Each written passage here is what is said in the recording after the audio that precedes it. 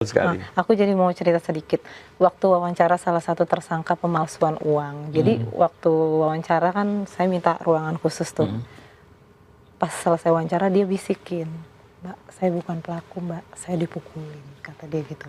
Ini tangan dia tunjukin tuh tangannya merah-merah semua. Saya dipaksa ngaku kayak gitu. Dari situ saya langsung, wah, jangan-jangan ini memang bukan pelaku gitu kan.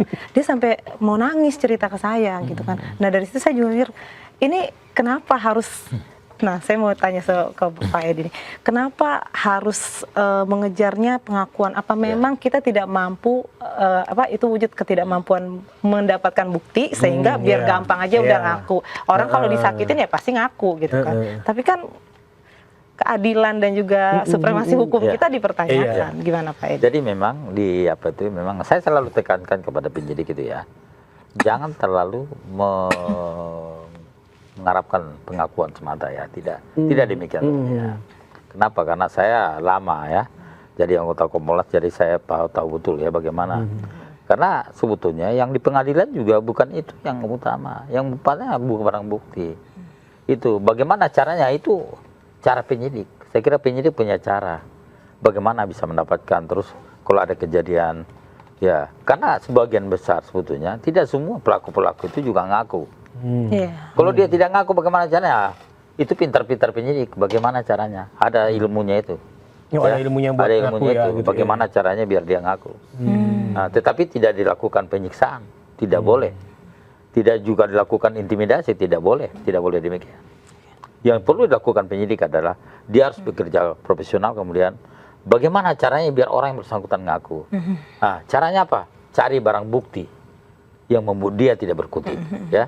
Jadi ketika ada barang bukti, maka ini, kalau misalnya dia menggunakan membacok orang pakai senjata, tahu nggak ini apa? Itu golok. Bagaimana cara kau melakukan pembunuhan pakai ini? Coba apa ya?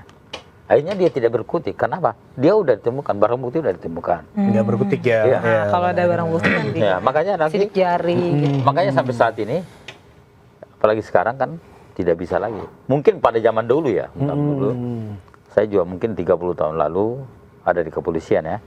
Ya masih saya dengarkan. Tapi kalau sekarang itu, kalau boleh dikatakan udah, itu pasti kalau ada yang melakukan intimidasi, pasti akan viral. Pasti dia akan ngoceh ya. Kalau dulu orang ketakutan ya. Kalau yang nggak viral, Pak? Makanya kalau misalnya terjadi begitu. Kenapa harus viral? Iya. Kalau sekarang kan zamannya viral ya. Ya. Tapi kalau misalnya kalau ada sekarang, itu pasti dia akan laporkan kepada keluarga. Iya, kalau saya dipukuli sama penyidik itu, saya dianiaya sama dia, ya. Dan saya kira makanya sekarang setiap ada pemeriksaan itu ada pakai CCTV. Oh iya. Ya, itu gunanya adalah. Tapi masih ada sih Pak. Ya masih mungkin ada. Kalau misalnya ada pun bisa. Itu masih ada karena kejadian dari orang dekat saya. Jadi dan ternyata tidak terbukti dia dituduh adalah suatu kejahatan, dipukulin dan ternyata tidak terbukti, akhirnya suruh pulang. Tapi kan orang udah pada bengek. Jadi tuh gimana ya, kalau dia mungkin dia khawatir nggak berani viralin, artinya kan kasus ini ketutup. Berarti kan masih ada. Kalau yang viral kebuka gitu. Nah sebenarnya kan kalau memang ada aturannya, harusnya kan nggak harus dia lapor atau dia viral, harusnya nggak dilakuin gitu. Nah, itu kenapa? Tapi aku inget salah satu film kriminal juga gitu kan, soal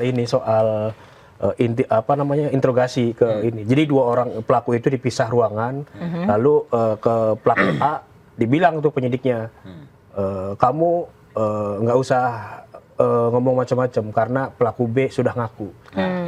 Itu caranya. Padahal harusnya gitu ya. Pelaku B nggak ngaku tuh gitu kan. Tapi dibohongin dia pelaku A-nya.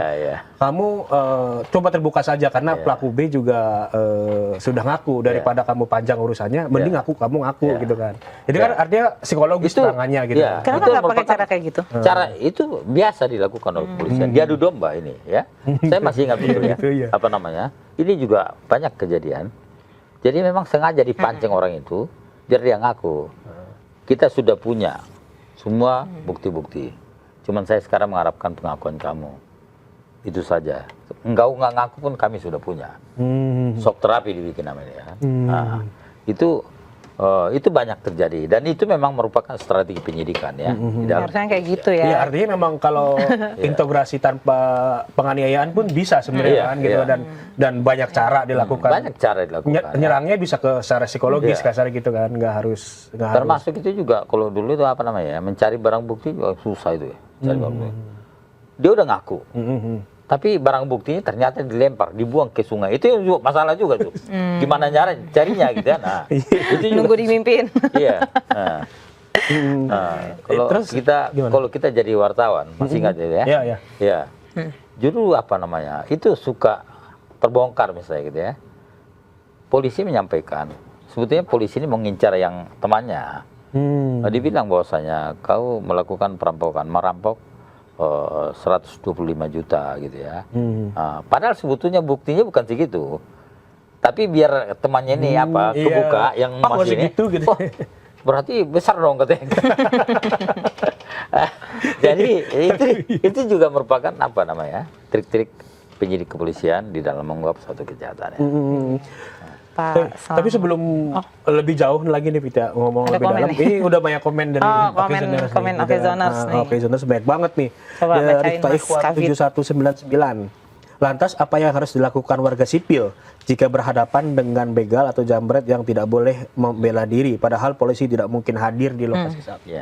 Mas Selamat deh.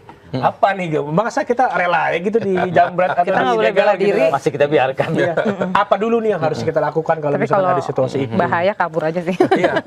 Bagi begini, saya selalu sampaikan ya kepada masyarakat ya dalam edukasi yang saya lakukan gitu, termasuk ini juga ya. Jadi masyarakat jangan khawatir. Masyarakat jangan khawatir ketika melakukan pembelaan diri ya. Apabila ada jambret, kemudian ada perampok misalkan ya, kemudian ada pencuri, itu jangan khawatir. Karena tetap sebenarnya masyarakat ini dilindungi oleh undang-undang.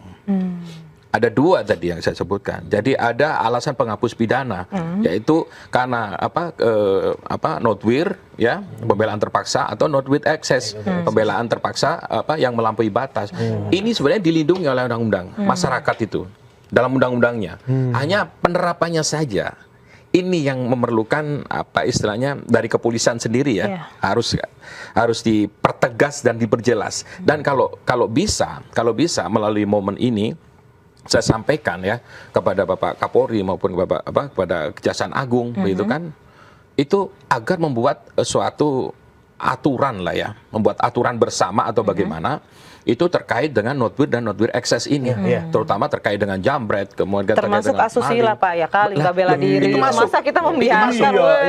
Masuk betul. Jadi dalam not with ya, dalam not with itu ancaman atau kekerasan itu bukan hanya terhadap harta benda, tapi terhadap kehormatan, terhadap kesusilaan juga. Jadi kalau kita langsung gini boleh Pak? Langsung nonjok nggak apa-apa nih, nonjok nih Pak, misalnya di KRL gitu. Betul, dan jangan khawatir, dilindungi oleh undang-undang. Saya ambil salah satu contoh. Ini ada perkara di daerah Rotedao. Jauh sekali kayaknya ya, Rotedao. Itu ada seorang bapak ya, yang mendengar dari rumahnya waktu malam hari itu anaknya teriak, anaknya kecil itu teriak. Lampu lain mati, lampu di kamarnya nyala. Ternyata ada seorang laki-laki di situ mau berusaha ya membuat berbuat sesuatu lah, asusila lah ya.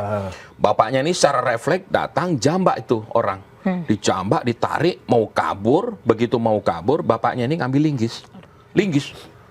Karena guncangan jiwa yang hebat, dipukul itu orang, meninggal. Proses kepolisian. Diproses kepolisian. Makanya ini harusnya di awal sebenarnya harus disiapkan. Tapi ya karena memang ini ada korban meninggal ya. Akhirnya proses kepolisian. Ya sudahlah. Proses kepolisian, kejaksaan di pengadilan. Ngerti nggak putusan pengadilan apa? Hebat ini. Majelis hakim menyampaikan bahwa apa yang dilakukan oleh bapak tadi itu adalah pembelaan terpaksa yang melampaui batas. Jadi hakimnya mengatakan bahwa dakwaan terdakwa itu terbukti melakukan tindak pidana sebagaimana didakwakan, pembunuhan ya. Tetapi ini ingat ya Pak, tetapi tidak dapat dipidana. Karena apa yang dilakukan itu adalah pembelaan terpaksa yang melampaui batas. Dan kedua, harus dilepaskan. Wah, emang harus hakim demi hukum, konslah. Nah itu, jadi ada tahapnya Mbak. Jadi bisa di penyelidikan bisa. yang tadi saya sebutkan nggak usah naik, tapi kalau penyidikan SP3, naik, kalau tadi Abang sampaikan kan di apa jaksa juga ini ada urunnya sebenarnya. Ya benar juga. Karena dalam proses apa P18, P19 ini sebelum P21, sebelum pelimpahan perkara, itu kan ada namanya jaksa peneliti. Nah, ini jaksa peneliti kan kasih masukan. Makanya ini benar juga, bukan hanya kepolisian yang diperiksa, tapi kejaksaan juga harus diperiksa. Walaupun perkara ini sudah dikeluarkan apa surat kesepakatan dan surat ketetapan penghentian penuntutan. Tapi tentunya untuk berdasarkan KUHAP ya Mbak, KUHAP yang baru, itu harus dibuatkan penetapan pengadilan.